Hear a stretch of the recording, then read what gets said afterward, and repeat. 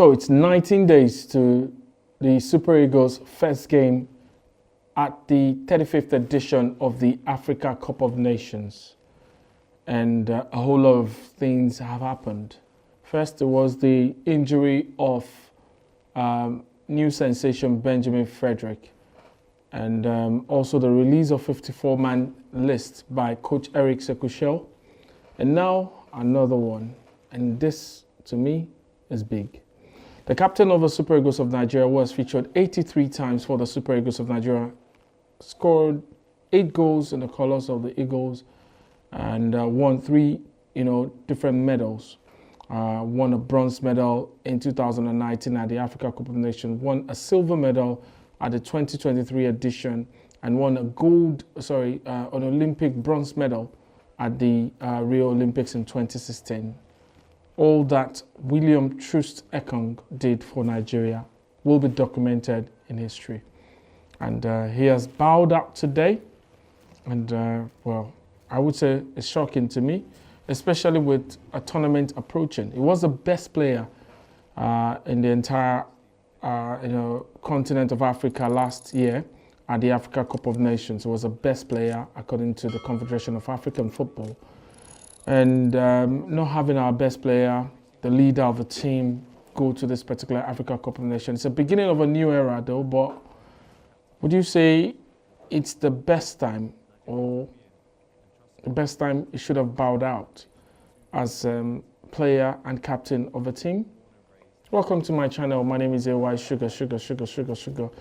I'm not in a very good mood for different reasons. I'm emotional because I remember when he popped in 2015, I just, I got very close to the team at the time with Coach Stephen Keshi. I haven't worked with him as well.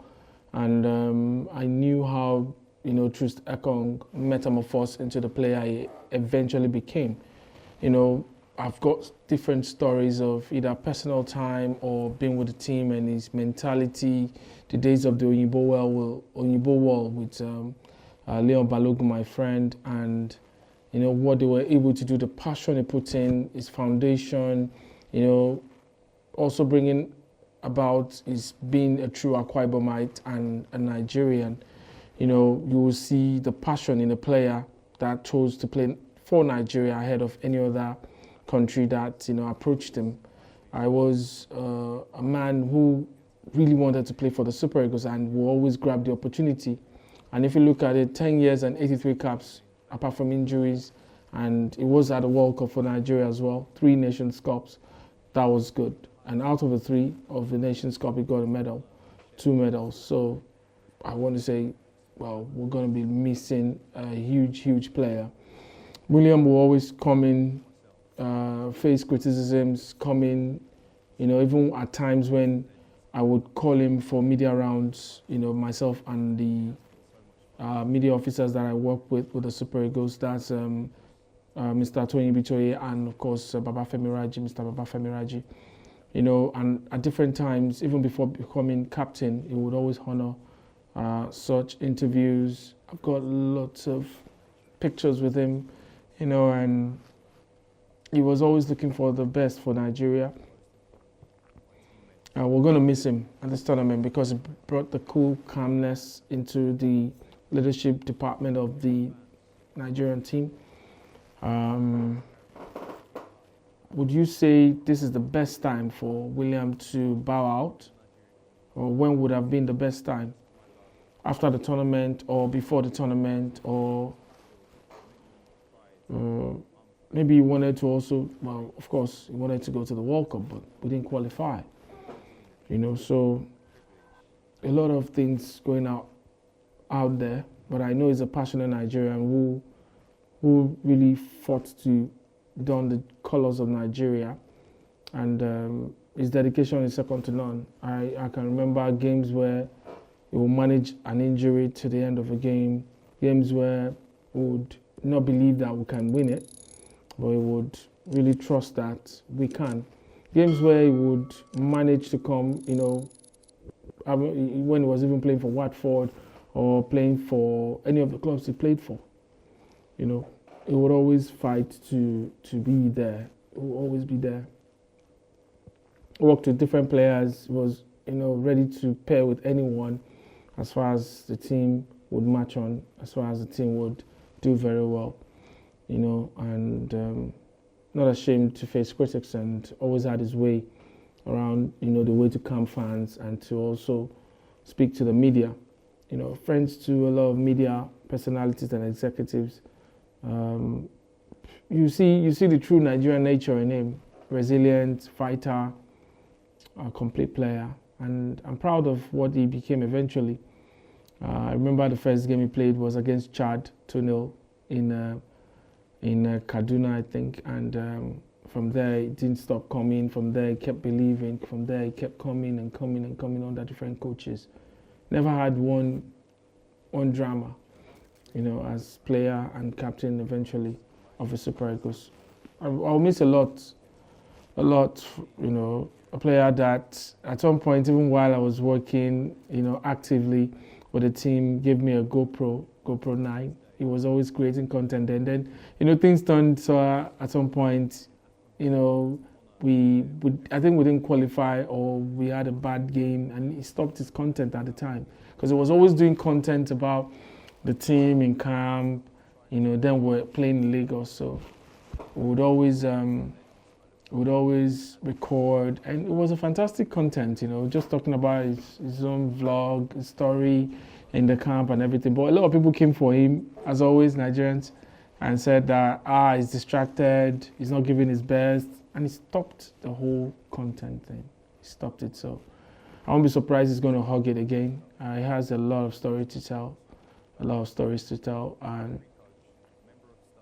he showed kindness, he showed acceptability, could absorb, he could cope anywhere.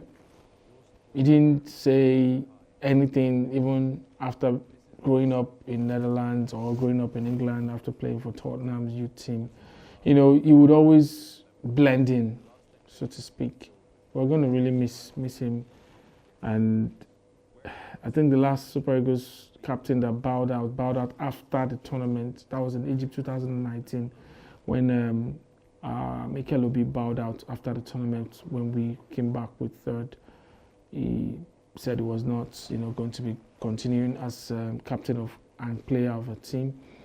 And now, but this one is happening before the tournament. I hope that the team will stay together. I hope that this is the best time they can show togetherness in camp, and also win the trophy for him in his honor, and to really appreciate what he's done playing for the Super Eagles of Nigeria. I really would look forward to what he would choose to do, coach, or player management. I think I never got to ask him that question. One of the miss, but I think I'll have that time with him again, this time as a retired player of the national team of Nigeria.